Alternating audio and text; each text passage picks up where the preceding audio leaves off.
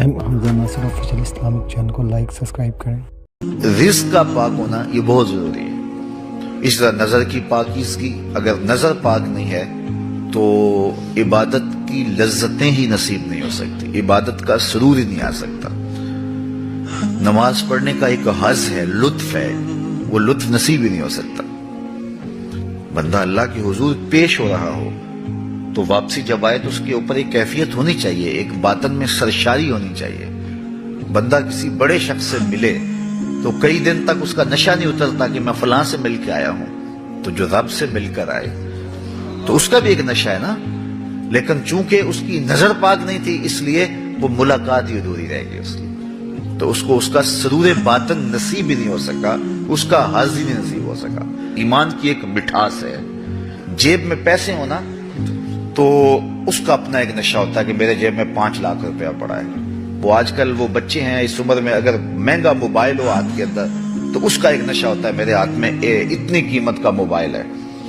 تو جیب میں پیسے ہوں تو اس کا ایک نشہ ہوتا ہے، ہاتھ میں قیمتی موبائل ہو تو اس کی ایک کیفیت ہوتی ہے، تو سینے میں ایمان ہو تو اس کا ایک نشہ نہیں ہوگا، اس کی ایک کیفیت، اس کی ایک مہک، اس کی ایک خوشبو مشام ہستی کو معطر کرتی رہے گی اور اس کو ایک احساس ہوگا کہ مجھے اتنی بڑی دولت دی گئی۔ لیکن وہ کیوں نصیب نہیں ہوتی؟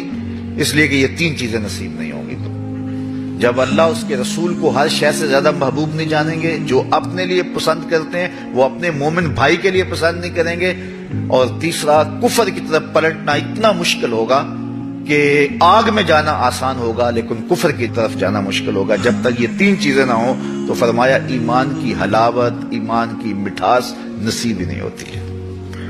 اور یہاں ایمان تو اتنے سستے ہو گئے ہیں کہ ایک اندازے کے مطابق پاکستان میں سال میں 10,000 لوگ بیرون ملک جانے کے لالچ میں اپنے آپ کو مرزائی لکھ دیتے ہیں۔ اتنا سوکھا اور اتنا سستا ایمان ہو گیا ہے، اتنی متاع ارزاں ہو گئی ہے، جبکہ یہ اتنی متاع عزیز تھی کہ اس کے لیے لوگوں نے جانیں دی۔ صحابہ کی زندگیاں دیکھیں، تابعین کی زندگیاں دیکھیں، ان کی انگلیاں کاٹ دی، پور پور کاٹا گیا، اور ہر بار کہا گیا کہ انکار کرو، انہوں نے کہا کٹ جائیں گے، انکار نہیں کریں گے محمد عربی صلی اللہ علیہ وسلم کا۔ اور چند ٹگوں کے لیے، اچھا کھاتا پیتا شخص ہوتا ہے لیکن مزید دولت کی فراوانی کے لیے وہ اپنے آپ کو مرزائی لکھ دیتا ہے۔ اور کتنے لوگ ہیں اس متاع عزیز کو جو ہے وہ سستا کیے ہوئے ہیں۔ جب تک آزمایا نہ گیا ہو نا تو اس وقت پتہ نہیں چلتا کہ بندہ کہاں کھڑا ہے۔ جہاں میں تو کسی دیوار سے نہ ٹکرایا، کسے خبر کہ تو سنگ خارا ہے یا کہ زجاج۔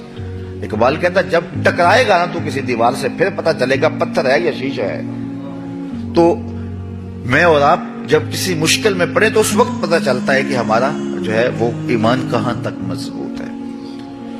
وہ ایک خاتون تھی جس کا ذکر اقبال نے کیا ہے، تو اس کو انہوں نے اٹھا کر کے ایک اندھے کنویں کے کنارے کھڑا کیا، اور کھڑا کر کے اس کے سامنے سانپوں اور بچھوؤں کے ٹوکرے اس کنویں کے اندر پھینکے، اور پھینک کر کے کہا کہ اب تجھے بھی اس میں پھینکنا ہے۔ یہ اندھا اور ویران کنواں ہے، اس کے اندر بہت سارے بچھو اور سانپ پہلے ہی موجود تھے، لیکن ہم نے تیرے سامنے اس لیے پھینکے ہیں کہ تمہیں یقین ہو جائے کہ اس کے اندر کتنے سانپ گئے ہیں تیرے سامنے اور کتنے بچھو ڈالے گئے ہیں۔ اب یا اپنے مذہب سے، اپنے دین سے منحرف ہو جا، ورنہ دھکا دے دیں گے تجھے اس کے اندر۔ تو اس نے کہا مجھے 1 رات سوچنے کے لیے دے دو۔ تو اس کو 1 رات سوچنے کے لیے دی گئی، اور صبح جب اس کو اٹھا کے دوبارہ اس کنویں کے کنارے پہ لایا گیا تو اس کو کہا بتا، اس نے کہا پھینک دو۔ اس نے کہا تو رات سوچا نہیں تھا؟ کہا میں سوچنے کے لیے رات اس لیے نہیں مانگی تھی، میں نے رات اس لیے مانگی تھی کہ میں جو ہے وہ اپنے اندر کو مضبوط کر لوں کہ جب میں اس کے اندر جاؤں گی تو سانپ میرے بدن سے چمٹ جائیں گے، بچھو میری بوٹیاں نوچیں گے، اور سانپ مجھے چاروں طرف سے گھیر لیں گے، تو کہیں ایسا نہیں ہو کہ میں اندر جا کے کہیں منحرف ہو جاؤں۔ تو میں اپنے آپ کو مضبوط کرتی رہوں کہ جس نظریے پہ میں ہوں وہاں جا کے جو ہے میں اس نظریے پہ قائم رہتی ہوں یا نہیں قائم رہتی ہوں۔ تو میں اور آپ ذرا تصور میں اپنے آپ کو کسی ایسے اندھے کنویں کے کنارے پہ کھڑا کریں جس میں سانپ پھینکے گئے ہیں، اور پھر ہمیں کہا جائے تو ہم کس جگہ پہ کھڑے ہیں۔ اگر ہم سب کچھ گوارا کریں گے اور ایمان سے منحرف نہیں ہو سکتے پھر مبارک ہو، اور اگر کمزوری محسوس کرتے ہیں تو پھر ضرور اپنے اندر تقویت پیدا کرنے کی کوشش کریں.